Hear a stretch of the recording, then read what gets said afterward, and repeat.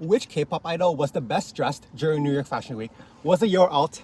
Let's decide together in this week's Spill Session. Welcome back to another episode of Kpop Spill Session with Kev.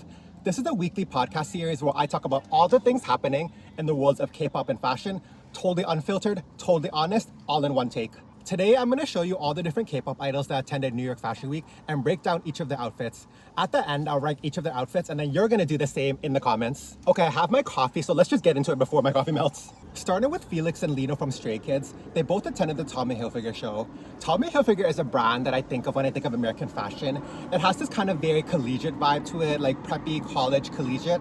So both of the outfits they were wearing were kind of giving that vibe. So Lino wore like a cardigan with the Tommy Hilfiger crest on it. That's very collegiate. It's very like Harvard kind of vibes.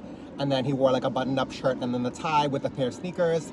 And then Felix, he wore a double-breasted suit in that kind of pinstripe. Again, very like preppy American college kind of vibes with a vest underneath and then a suit and tie. And they both wore sneakers. Again, this is very like casual. Like this is that kind of very casual sportswear that I've come to associate kind of American sportswear, American like brands with. They both looked great. I'm surprised only two of them attended New York Fashion Week because actually all the Stray Kids are ambassadors for Tommy Hilfiger, right?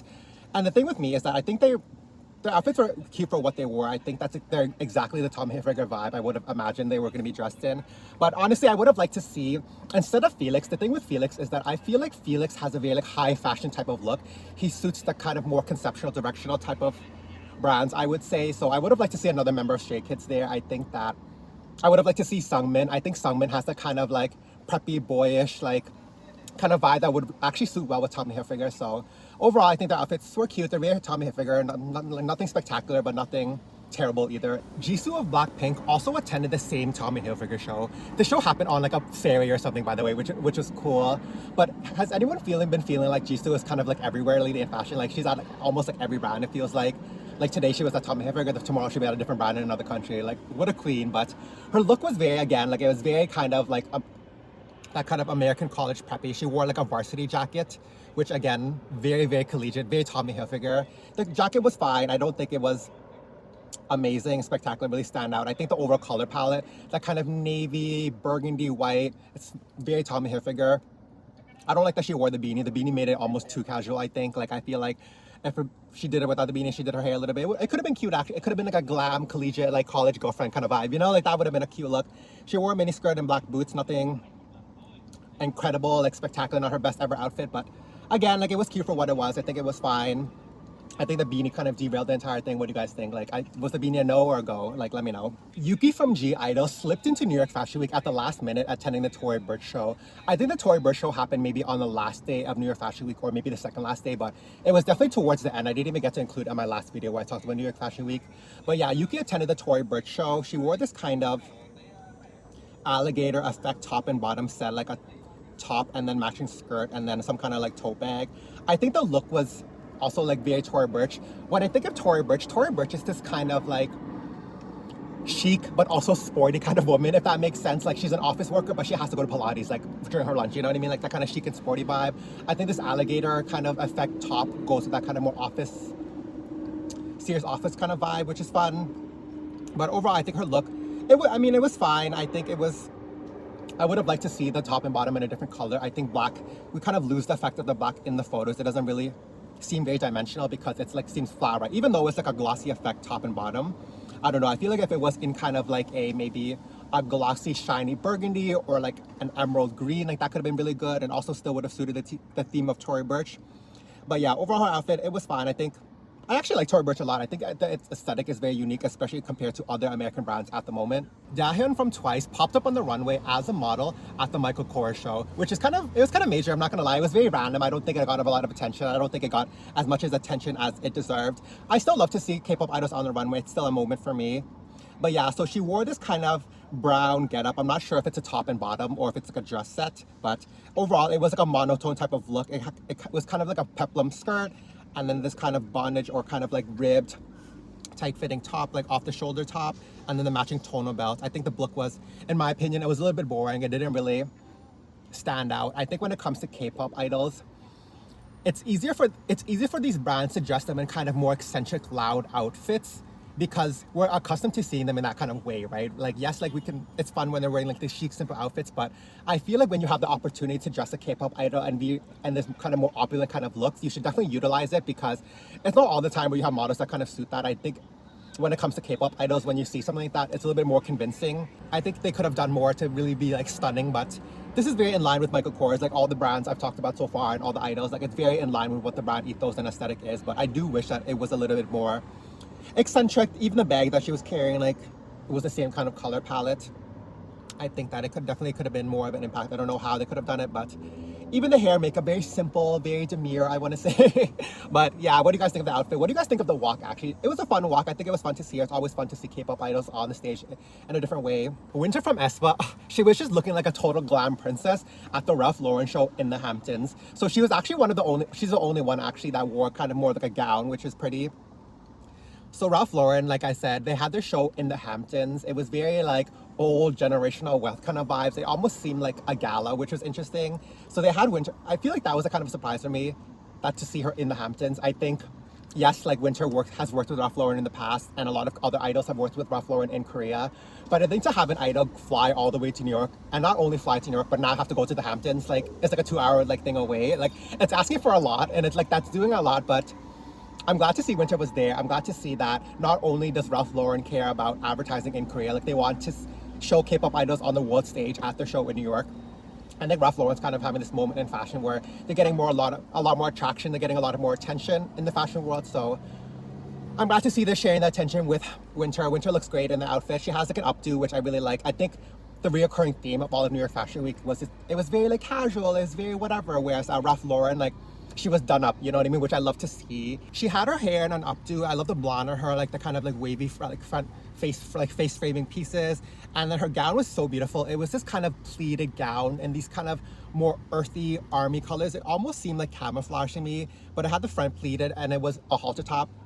So yeah, like it was showing her shape off very well. It was to the ground. I think it was very elegant. I really liked it a lot. It was pretty surprising for me, considering Ralph Lauren. When I think of Ralph Lauren, again, it's one of those brands that's very like Americana inspired, like American heritage. But I think the thing with Ralph Lauren that makes it a little bit different is I get more of like this kind of wealthy American Upper East Side, or people who all own like cottages in the Hamptons and Muskoka and things like that. So I get that more of that vibe from Ralph Lauren.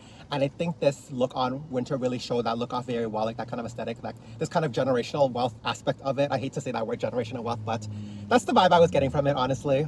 And finally, we have new global girl group Katseye, who made their New York Fashion Week debut in general, for Coach. They all attended as a group, which is fun to see as always. I love to see full groups at runway shows. So they attended the Coach show, and I talked about this a little bit in my last video, where like I feel like they went probably to the most commercial brand. I think they're aligning themselves with the most commercially promising brand, if that makes sense, you know what I mean? Like I feel like out of all the brands, I think that Coach is the one with the biggest marketing budget and the one that could utilize the girls the best. And also, like, they're more a brand that's really popular with a younger generation right now. So I think the alignment is very much there. So their looks, I'm not gonna lie, they were not my favorite. The thing with Coach is that Coach is not very much a ready-to-wear or clothing forward brand. I think the brand is it's mostly about accessories, mostly about bags. And I think with the looks, you can really see that. All of the looks are really simple. They all wore these kind of like tank tops. I can't see if they're silk or what, but they're all wearing like black tank tops and some kind of variation of denim, and they're all wearing the same kind of black shoes, same black booties. I think the looks, if I didn't tell you as Coach, I don't think anyone could have guessed that they were Coach at all. Like it doesn't, nothing about the looks are screaming Coach. And I think that was kind of a fumble in my opinion, because this is their debut for Fashion Week, right? You want them to stun, you want them to represent a brand fully, encompass the brand fully, but I don't really think they did that.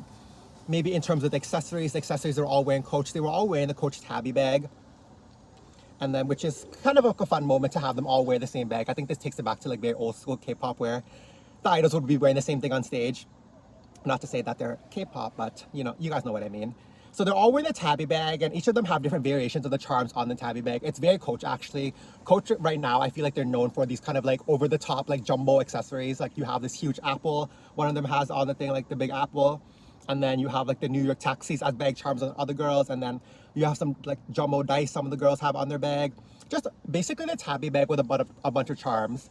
Overall, the looks, I feel like, I mean, not my favorite, you guys. I feel like they definitely could have done more. I think, for me, for some reason, this gives very, it kind of gives like last minute addition. It gives very like, let's go, like let's randomly go, and this is what coach had to offer them.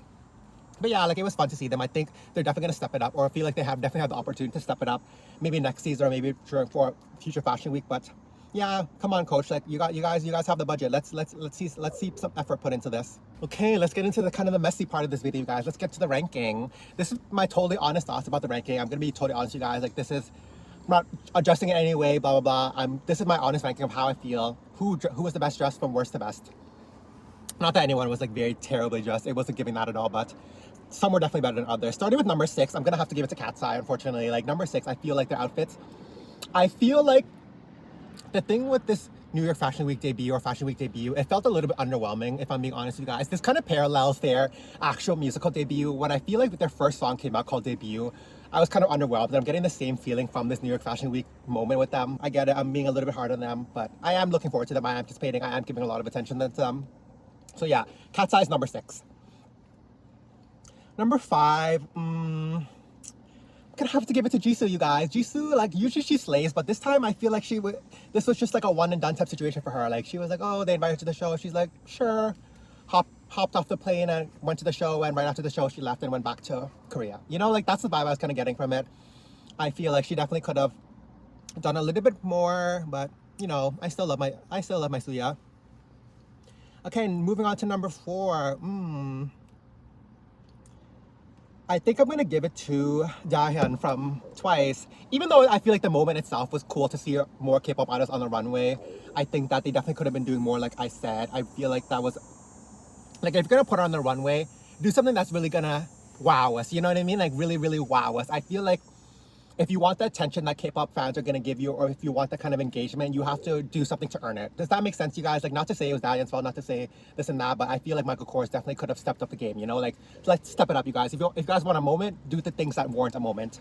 Okay, number 3 spot, I'm gonna give it to Yuqi, who attended the Tory Burch show.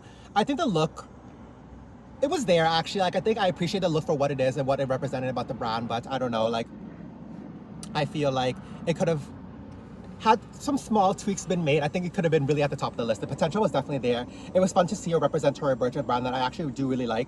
So yeah, I'm gonna give her number 3. Number 2 spot, I'm gonna give it to Stray Kids. I'm gonna give it to Lino and Felix. I think their look is very Tommy Hilfiger. I think that's the strongest thing about it. I think overall their looks were very Tommy Hilfiger. Like it was very much giving that. It was a good alignment with the brand. I think they made a right choice bringing Stray Kids, but like I said earlier, like I feel like if they had brought Sungmin, this could have very well been number 1. Can you tell I love Sungmin? And of course that means number 1 has to go to my girl, Winter from aespa. I love her. She looks so glam. I think the fact that she looked so glam and that it was more like an updo, it looked very glamorous and this and that, it looked like more like a moment, it looked very put together, it looked very elegant. That's what I really liked about it. I think at New York Fashion Week, it was giving very much the casual sportswear, but Ralph Lauren really took a chance and did this kind of evening kind of moment that really paid off for them. I think it stood out a lot. I think if I think of all the moments in New York Fashion Week, the one that comes to my head first is definitely Winter. Like the look was kind of everything. It was giving very like ultra rich heiress who just attends galas by night. Okay, that was my ranking. Let me know what you guys thought of all the New York Fashion Week looks in the comments. Give me your own personal ranking. Who do you guys think best? Or did I miss anyone? Let me know. And make sure to subscribe if you want to see more videos like this, all about fashion and K-pop, because my name is Kevin and this is FashionULT, the only place where K-pop fans can finally talk about fashion. Subscribe!